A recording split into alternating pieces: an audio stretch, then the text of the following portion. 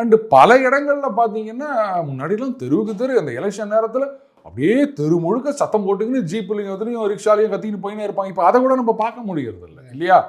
அப்போது தலைவர்களுடைய பிரச்சாரம் ஏன்னு கேட்டிங்கன்னா அங்கே நேரம் வர்றது ஒரு பங்கு அப்படின்னா இந்த மீடியா, சோஷியல் மீடியா இது மூலமாக அதை டிசெமினேட் பண்ணுறது பல மடங்காக இருக்கின்றது.